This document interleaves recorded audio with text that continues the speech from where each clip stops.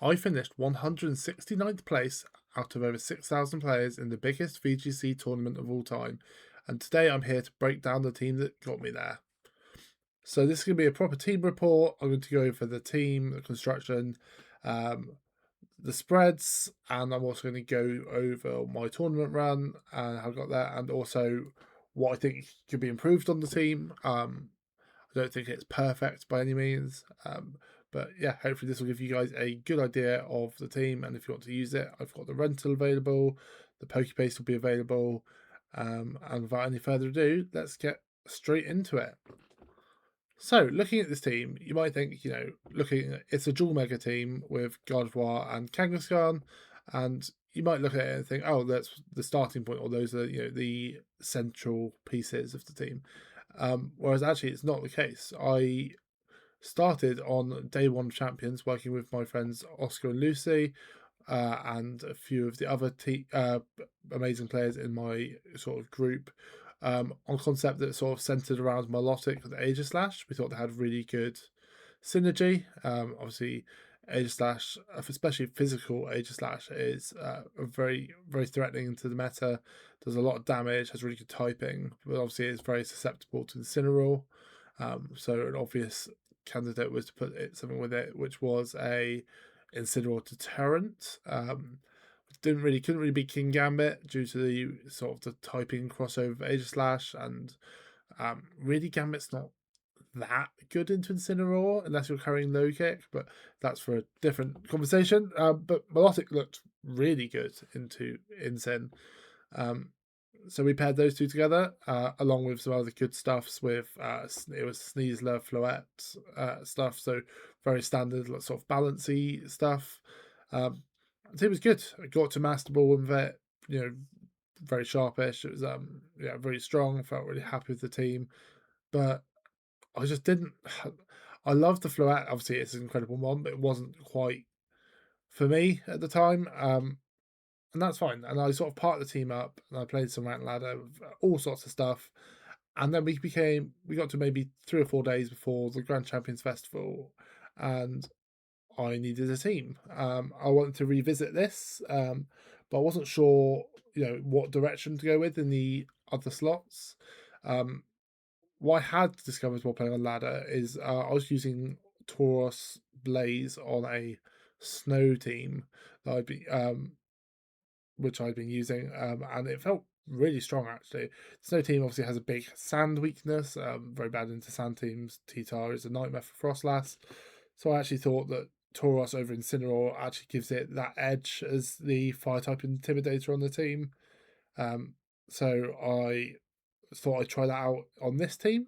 So we actually had 3 of the ones so far, and none of the megas. So I had Aegislash, Milotic, Tauros, and I thought, what goes well with those guys, and I needed a mega. So I am a newer player, so I've heard stories about Mega Kangaskhan, but I've never experienced it, and I was quite surprised to see it was relatively low in usage.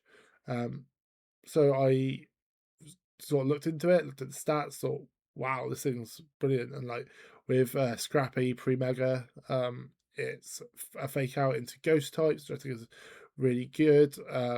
It just, it looks like a really good sort of mega for balanced teams, and it seemed a bit underplayed. So I thought I'd try it out, and immediately it felt brilliant. So that was a good sign. So I worked with my friend JPI to sort of build the very first draft of this team. He suggested it was a Chopelberry Hydreigon and a Mega Meganium in the last 2 slots. I laddered with it, and I reached top 200 on best of 3 ladder. Thought this seems brilliant. I'll play it in a limitless tour. I play the limitless tour. I get completely run over by Sun. Like it just wasn't. It wasn't close. So I thought, can't be having a bad Sun matchup. Sun is everywhere. And I didn't bring Meganium to a single game across the entire tournament. I really brought these 4. Um, and the Hydreigon a bit, but mainly these 4.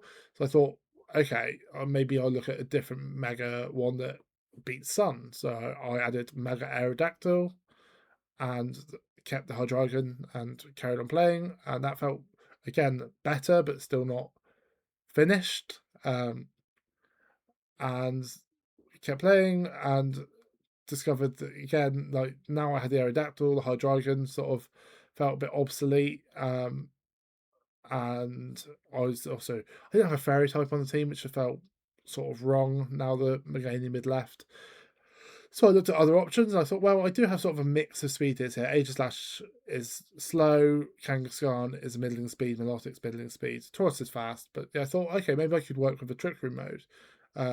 So I put into Showdown, what's a fairy type that gets Trick Room, and Mega Gardevoir like stood out immediately. So that's what I added. I added it on the Friday night. The tournament was on Saturday. Played 3 games on Showdown, won them all. Thought, yeah, let's lock it in. I made a couple of tweaks with my friend Josh Tarrant, who also ran the team in the tournament, going 4-3. We locked in Psyshock on Gardevoir to hit opposing Milotic and Floette harder over. They are weaker on the physical side. And then we went from Ironhead to Sacred Sword on Aegislash, just for a bit more insurance against King Gambit. And we also thought that Poltergeist does so much damage into such stuff such as Floette anyway. Like Ironhead really doesn't seem that necessary. And I also went from Low Kick to Drain Punch on Mega Kangaskhan. This suggested by a friend of mine, Amrit, who I've worked with a lot in the past, and he said he just loves the synergy of Double Edge and Drain Punch. He actually has been running a team very similar to this, so I tried that out as well. And yeah, again, a great decision it turned out to be. So that's really the 6, and how I came to land on the 6. So what we'll do now is go through each mon, sort of what it does on the team, and then we will look at the sort of the individual stat spreads, and then we'll move on to the tournament run after that. So first of all, we have Mega Kangaskhan. Forgive me, I have not updated the notes on this. This is a great team report app created by my friend Manny. I will link it down in the description. It's a really nice way to sort of lay out and present your team reports. I'm just really bad at like typing up. I'm really bad at actually memorizing calcs for a start, and then adding notes as well. But like, you really can hone this to be a really impressive presentation. But even just visualizing the ones and just sort of going through them one by one instead of just having the poker paste on the screen, I think is a bit more visually engaging. Anyway, so into Kangaskhan, the set sort of speaks for itself. Fake Out, pretty much essential. Double Edge, definitely essential because it is the strongest normal type stab that Kangaskhan gets.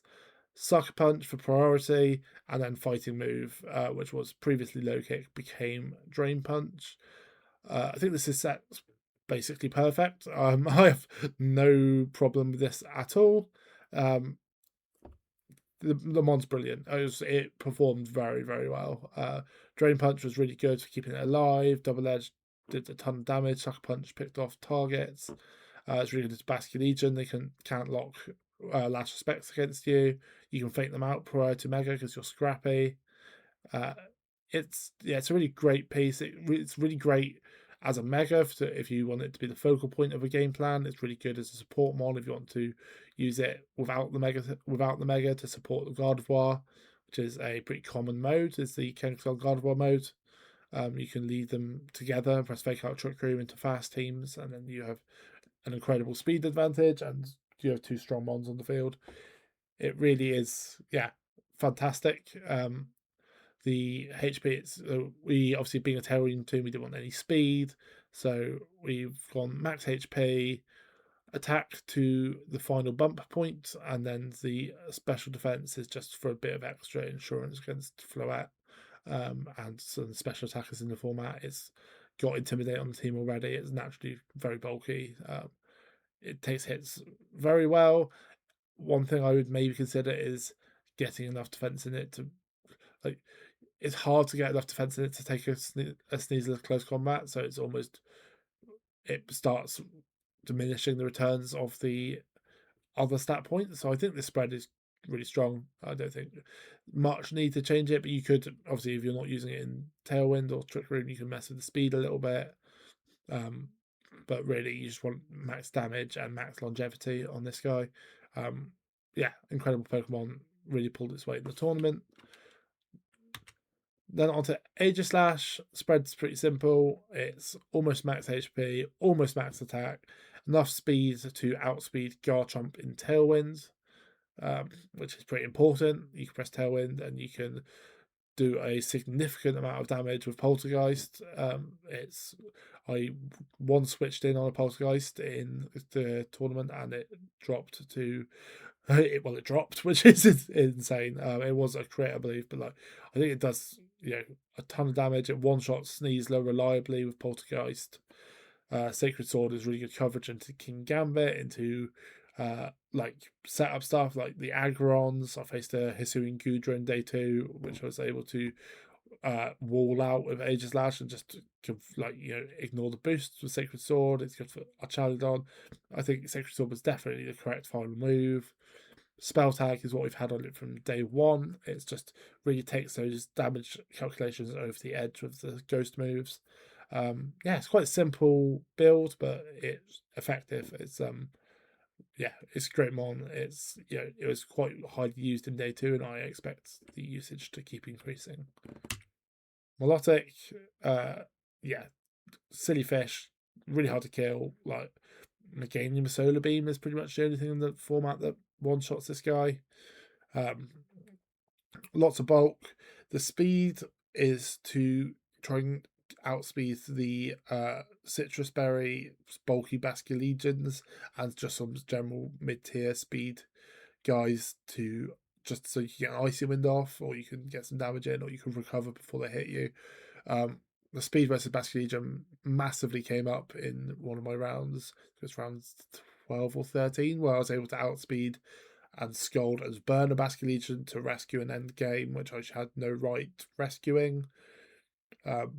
Special attack is to a bump point and does okay damage. Like it's not going to pick up many one shots, but it is going to consistently pick up 2 shots or win damage trades, especially with recover. Incredible longevity in a really good spot. Scares off Incineroar, which this team doesn't love. Excellent Pokemon. Tauros. So this is very simple spread. It's just max. Speed's really nice. If the Garchomp go adamant, for example, then you outspeed them. It's a nice speed hit. So the reason, obviously, originally having this was to beat Sand, and it is very good against Sand. That remains true. Especially you've got Wisp. If Wisp is good damage mitigation, close combat one shots Tyranitar, and Excadrill if it's not Sash. Flare Blitz is dishes out consistent damage. It hits the Sinistras, which are on those teams potentially. It really has a great Sand matchup. And it has I think generally pretty good matchups, but it came quite a lot of sets through the tournament. Intimidate's really good. White Herb, consistent. You can get off close combat and keep your bulk, which is serviceable, not amazing. But it's the bulk is playable. It also helps if they do bring in Incineroar.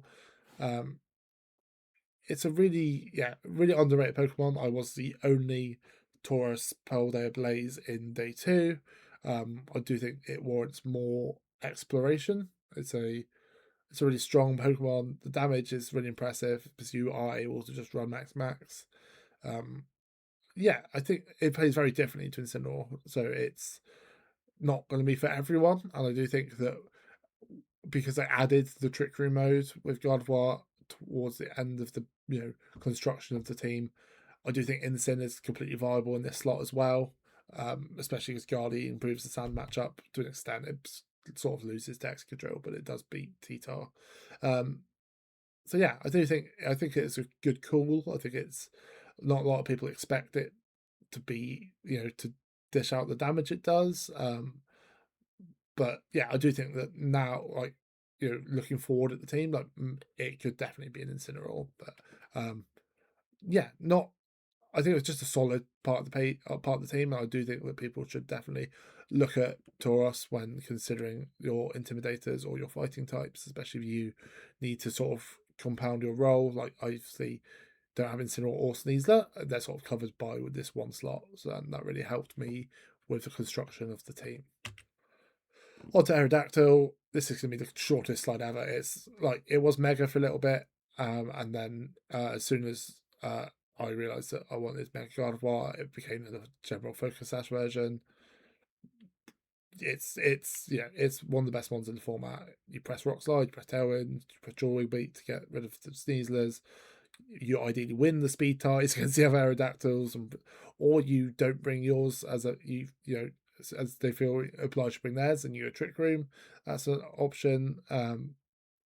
But yeah, it's a good mon. I was a matchup mon. It was for Sun and it was for Tailwind Mirrors if I wanted to go fast. And it was okay in a few other matchups, but it was definitely a supplementary piece of the team, not part of the core 6. And like, I do think there's maybe exploration available in this slot. It could be a dragon, it could be the Hydreigon that was originally on the team, maybe would fit in the slot functionally too. It's got an okay Sun matchup, not quite as good as Aeros, obviously, which it's got an insane Sun matchup. It could be a Scarf Garchomp, it could be maybe a Dragonite with Tailwind, but Aero pulled its weight. It was good. No complaints. Good Pokemon. Did exactly what it needed to do. Missed a couple of rock slides, but generally it was pretty reliable through the entire tournament. No further notes. Mega Gardevoir, the final one I added to the team, and arguably the MVP. It was seriously impressive. Like, I'd not played Megas before, and I hadn't played with Guardy at all. And wow, does this thing do damage? Yeah, it's really impressive. Yeah, like, it was definitely the correct mon for the tournament and for the team when it needed it.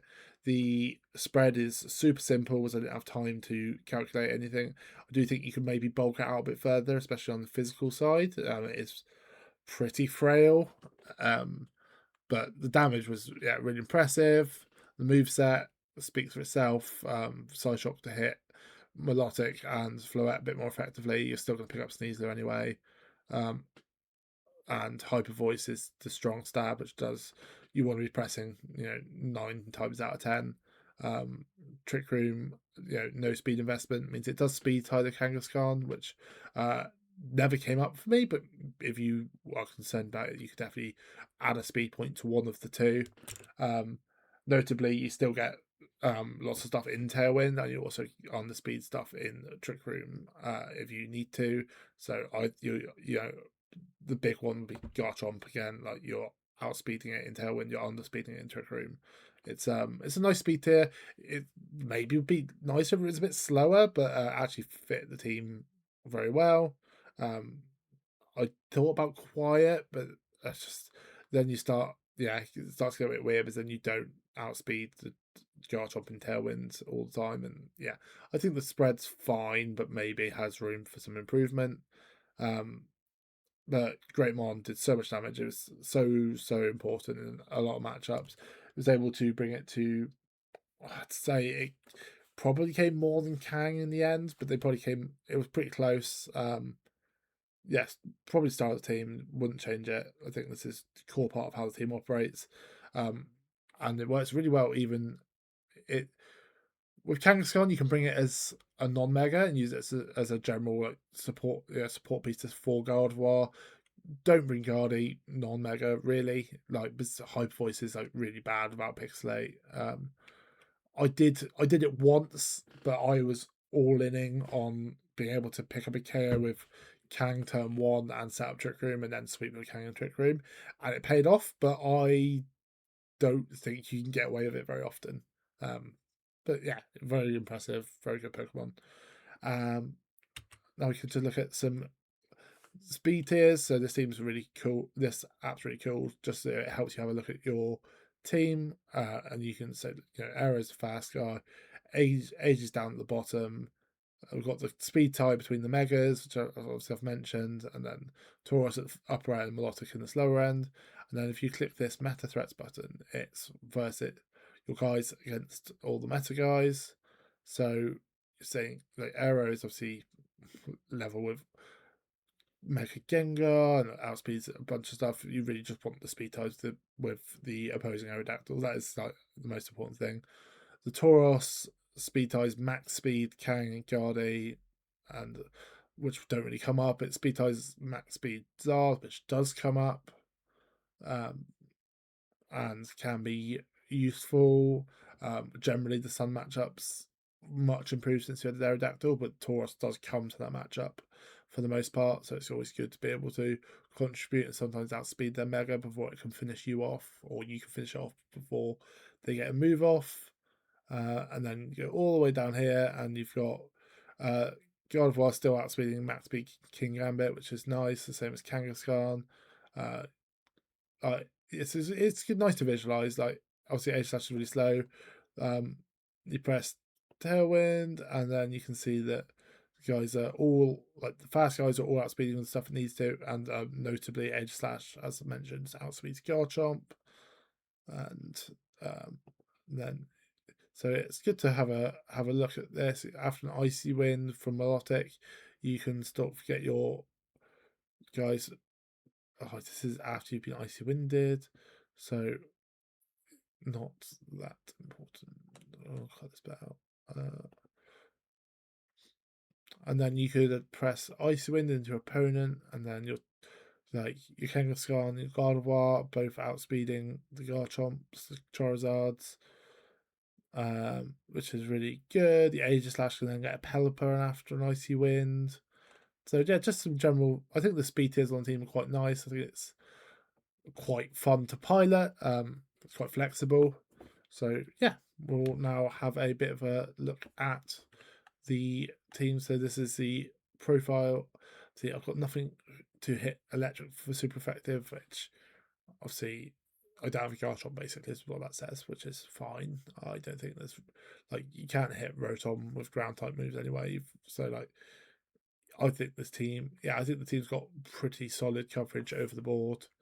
And then defensively, it's got a pretty balanced approach to to resistances. It's a little bit weak to ground, as I've mentioned. Garchomp I've been pretty careful to look after, and also steel types can Gambit, but and water and electric. But like really, like it's quite a balanced spread of offensive and defensive profiles.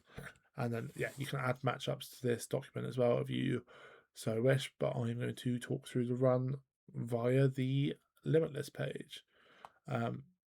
This stage we'll just go over the team report. So here's the Pokepaste, sorry.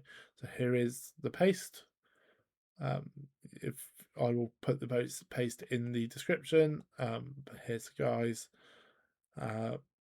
Really happy with it. There's a tweet here with the rental. I'll also link this down below, but rental's just there. And the rental code is up here. It's also on here. I'll send a link to this as well, and you can actually get the link to the paste in here as well. So that's really cool. Literally press copy paste, it'll give you the paste. So here's the team. So if anyone wants to grab that and play it on ladder, I have updated the spreads because the Tauros and Gardevoir are missing a stat point each because I rushed. I don't think it mattered. I hope it didn't matter anyway. Now we look at my tournament run. So round one was this team, popularized by William Brown. So I don't know. I love the Meganium matchup. I did beat a couple of them, but it was difficult. The team has a bit of an issue with Farigiraf Basculegion lead because the Helping Hand Wave Crash does sort of rip through the team. So you have to be pretty careful into that. I lost game 1 because I didn't respect that. Game 2 I won by they led the fast mode and I set up Trick Room and swapped with Gardevoir.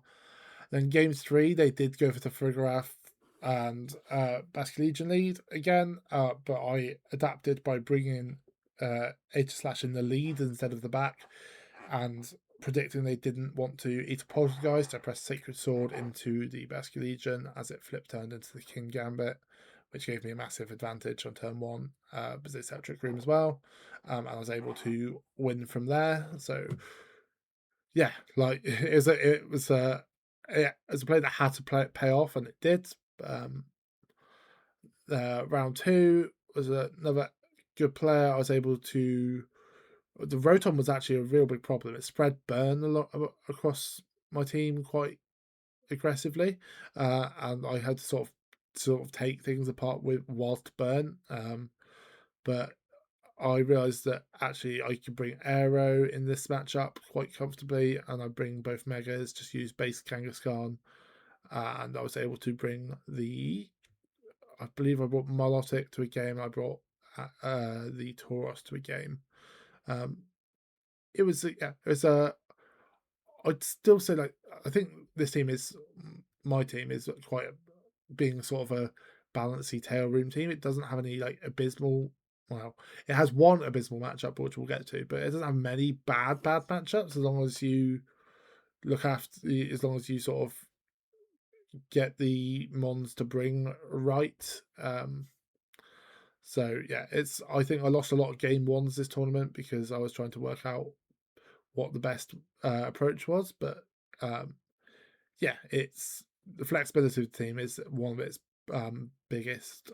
The flexibility team is one of its biggest strengths.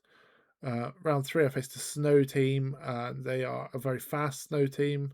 So I was able to press Fake Out Trick Room. With Scrappy Fake Out, you can fake out the Frostlass, and then I was able to sweep under Trick Room with Gardevoir, Kangaskhan, and Aegislash in both games. It was, I think the matchup is good, and I think I executed it well. My round 4 was a rain team. They unfortunately came into it with a game loss for their Basque Legion being the wrong ability. So in fact, I had to face Swift Swim, Choice Scarf, Basque Legion, which was far less threatening, and they didn't bring it. They led Pelipper Archaludon with Sinistra and Scizor. I was able to clear the leads out by just aggressively trading my Gardevoir for the Arch and Pele. And then I was able to carry the Sinistra with Aegislash whilst I Icy Winded down the Scizor to eventually be able to outspeed it and KO it with Aegislash before it could close out the game. It was scary. It got Sword Dance up and it became pretty close, but I was able to win that set effectively 1-0 and move up to 4-0. Round 5 this is the bad matchup. Mega Venusaur is not a good matchup. It is very, very hard to break, especially on this team. The Blastoise with Fake Out, Flip Turn, Yawn, Life Dew kept it alive, kept it protected. My opponent also brought the Cleavor, which that rocks, which is annoying, and it does pretty significant damage. Believe the Ninetales and the Frigoraph both games across the set as well. Disruptive Ninetales is very difficult for the team as well. Frigoraph stops me faking stuff out. Game 1 was a slog, and I lost. I just could never kill the Venusaur. It was on the field the entire game. I managed to get game 2 on a really aggressive read, which was just basically calling the Venusaur wouldn't protect, and I pressed Poltergeist Psyshock into it and managed to pick it up early in the game, which turned that one quite quickly. But it was, I was not given another opportunity in game 3. My opponent played very well, and the matchup was certainly in their favour, in my opinion, and they executed it very well. Then I faced Patrick, my friend, member of my UKIT team 2 seasons ago. Really gifted player, has a tendency for beating insane players at EUIC. He beat Shohei Kimura a couple of years ago, and he beat Luca Paz last year. Very talented player. Think his time is coming for a big run at a major. Watch out for him. So this is the sand matchup I mentioned that the Tauros was for, and it really delivered. The Rotom was hard. I wasn't able to lead the Tauros. Had to sort of trade for the Rotom quite early using Kangaskhan, and I used Aerodactyl.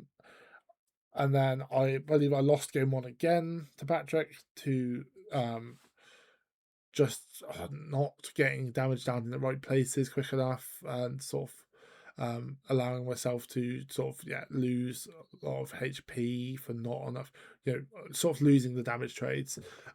Game 2 I was able to get off the back of just hard swapping to the trickery mode, and I was able to sort of get that with the surprise factor. So with Gardy, it was that would have been Gardevoir, Kangaskhan, Aegislash, and Tauros in that second game. Game 3, I called that they would expect that, so they'd lead Sneasler.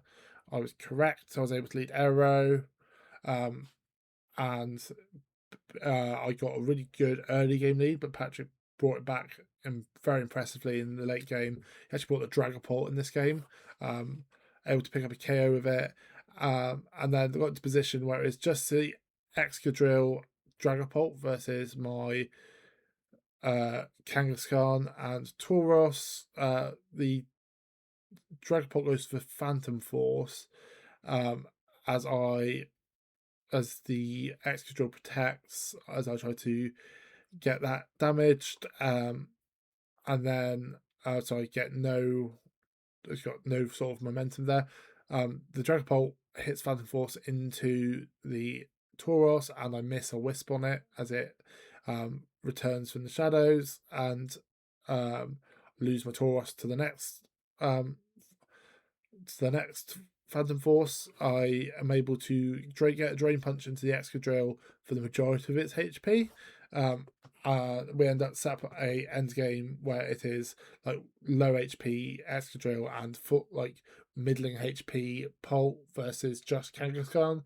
The Excadrill is just protected, is threatened by Sucker Punch.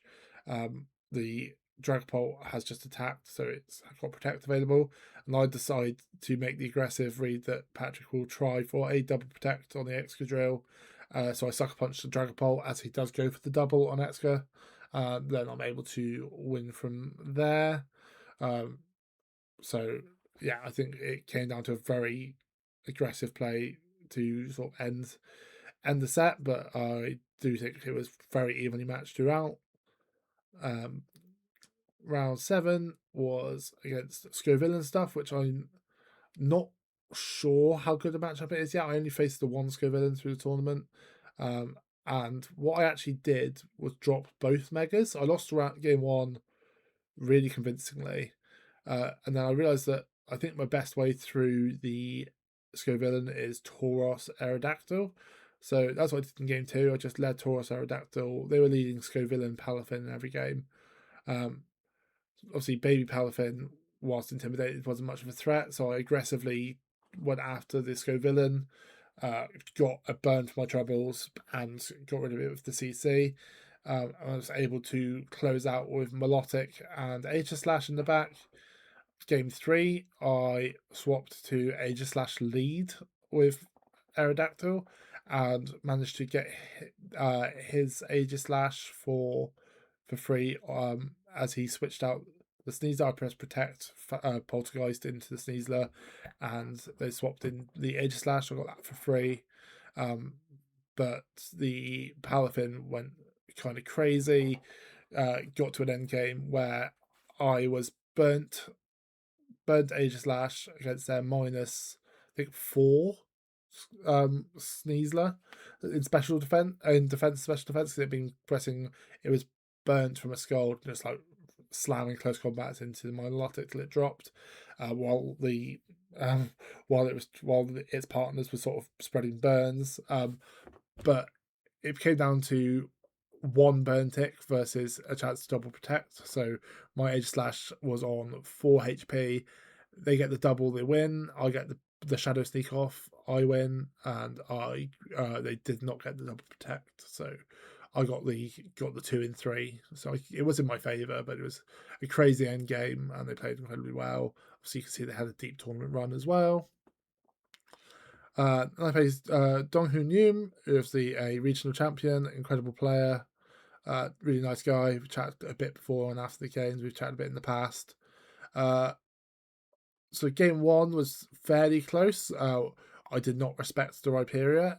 It's soft sand on this team, and Helping Hand soft sand KO'd my Kangaskhan from 90%, which we looked and it was a roll, but like that was insane. Like there's not many neutral hits that can do that to Kang. So that sort of turned the tides of game 1, which had been relatively close to date. It was not like, I would still say he was in a better position. Game 2, he found the Farigiraf Basculegion lead. I effectively ended up swapping the Farigiraf and Basculegion for the sash on my arrow and my megas. I believe I brought both megas in a second. But I swapped basically 2.95 Pokemon for 2 just by letting them. I lost Kang to Helping Hand Wave Crash. I lost Tauros to Wave Crash, and then the end game was Milotic Aero versus Charizard Venusaur, and I predicted a Mega Evolution plus Sludge Bomb into Aero, so I couldn't get Tailwind or Rock Slide off. So I protected Aero and pressed Icy Wind. They just double protected and then was able to pull off that play on the next turn. So yeah, I got outplayed, honestly, and that's fine. They're a very good player, nice person, and they also went on a really strong run. So yeah, so I had a second winning in, this time against a Hisuru and Zoroark team. Fortunately, in both games they led the Zoroark, but they led it as something that wasn't basically not. I say something that's not threatening. They led it as not Aerodactyl, so I wasn't worried about them pressing Tailwind. So I was able to lead. I led my Aerodactyl and Gardevoir both games. Game 1, I double protected. They locked Shadow Ball with the Zoroark and they faked out with the Sneasler. Obviously, it could only be the Sneasler.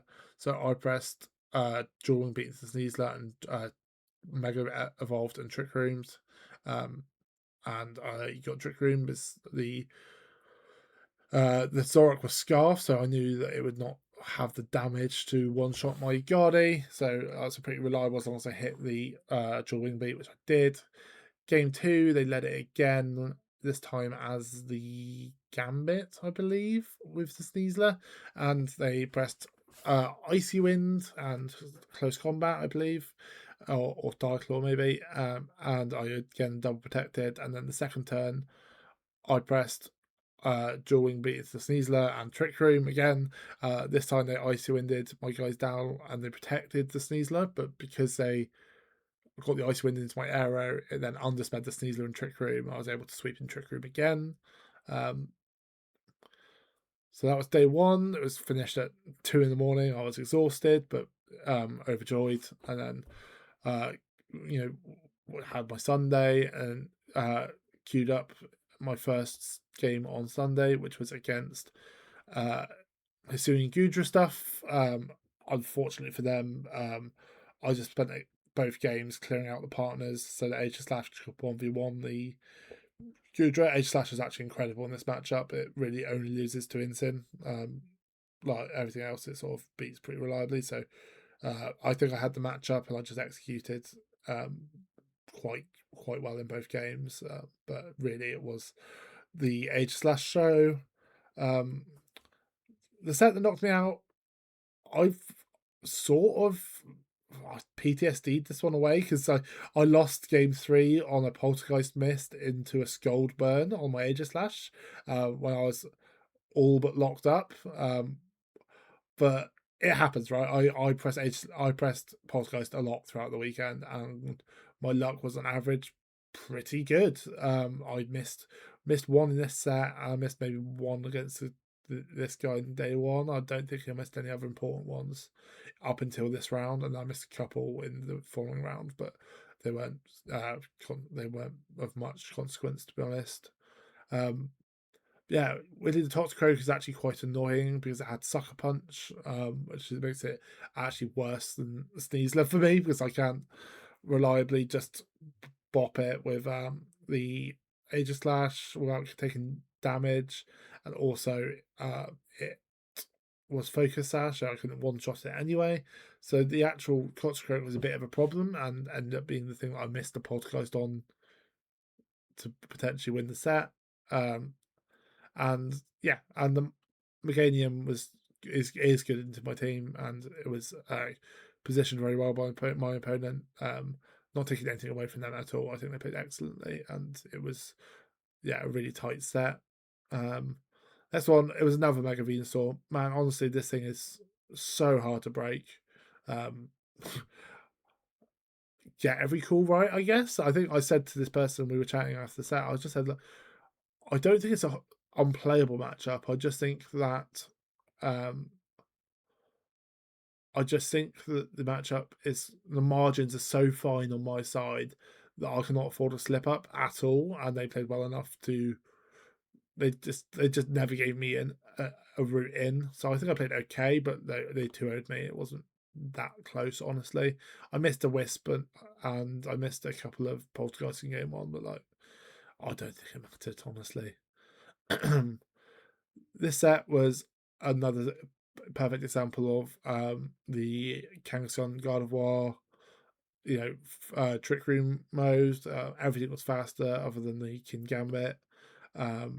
Their Guardy was faster than mine. I did drop a game because I didn't respect back Gambit enough, and they were able to use that to punch some holes in the team and win. But I sort of, I think it's more by poor play. I played my 13th round of Pokemon on, and I'd not slept very well because it ran late the night before. So I just think my play wasn't up to scratch in that game, and I was able to lock it in and get the last couple of games. This is the end game of game 3 where I managed to outspeed the Basque Legion and Scold Burn it before the last respects came off, and then I was able to stall out the last respects and burn Chip to KO the Basque Legion with my Melodic by pressing recover, protect, recover, protect, recover, protect, recover, protect for 16 turns. So sorry to Mark because that was probably his set, really. But then again, I felt like this round 11 was probably my set, so it happens, right? It's a luck happens as part of Pokemon. I saw my out and I got it, but it still felt pretty bad.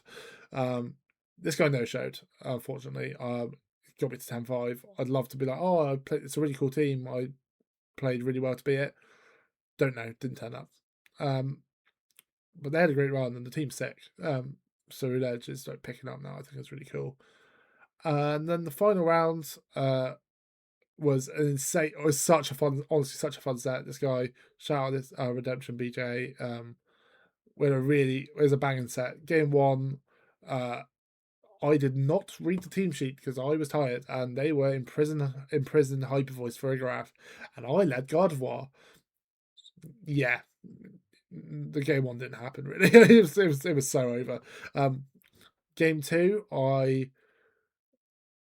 they set up Trick Room on turn 1, and I pressed Drain Punch into the Sneasler as it switched out to King Gambit, and I got the incoming King Gambit, which is a really cool play. I was really proud of it. And they forfeit the same turn. But they set up Trick Room effectively for my Trick Room sweepers at that point because their Gambit was gone. Then the game 3 was really back and forth. Came to the end game where I needed to I think I needed to flinch his Meganium. So I needed to flinch the Meganium with a Rock Slide so that I could make it through the turn with Aegislash, and I flinched it for a graph instead. I mean, if you're playing for a 30% end game, like you shouldn't, you've lost on balance. So no complaints. They played better than me, but it was a really fun set. Their actual play that turned the tides in that final set was I had Melodic Aegislash on the board, and I protected Aegislash and swapped out Melodic, and I had Sacred Sword available into King Gambit, and they just doubled the incoming Aerodactyl. So they doubled. Sorry, I switched out Aero, and they doubled the incoming Milo. So insane play, like completely ignored the Sacred Sword into Gambit. It was Black Glasses, although it would have dropped. Yeah, fair enough. You know what I'm saying? Like, I got him, he got me. Great set, no complaints. Really fun tournament run. Really proud of it. You know, only Tauros on day 2, 10-5, 169th out of over 6,000 players. Team was really fun. Really proud of it. Really nice to be able to talk about my own play and my own team on the channel. Like, I do think that I prefer to use the channel for, you know, bringing other people on, having them talk about the game. I don't think I'm by any means the best player, but I've had a solid season, and I'm able to do a proper team report because the Birmingham team was still in use after I got the Birmingham day 2, so I wasn't able to sort of talk about that. Yeah, so here it is. Take it for a spin, enjoy, adapt, let me know how it goes. Shoot me a message, like if you want any other tips, advice. Yeah, I had a lot of people reach out and say congrats. So yeah, shout outs everyone in the Gyarados server, my guys, you know, my best friends in the community. They're all amazing. Shout outs to Colin, the Battle Room, for coaching throughout the previous couple of seasons. Wouldn't be half the player I was without him. Shout out to my wife and kids for putting up with me playing a massive online tournament for 15 rounds when I should have been hanging out with them at the weekend. They're very patient. Shout out the Goth Bar and to the Gatekeeper and everyone in that community. Yeah, cheers everyone. Like, subscribe, all that good stuff, and I'll see you again soon. Cheers.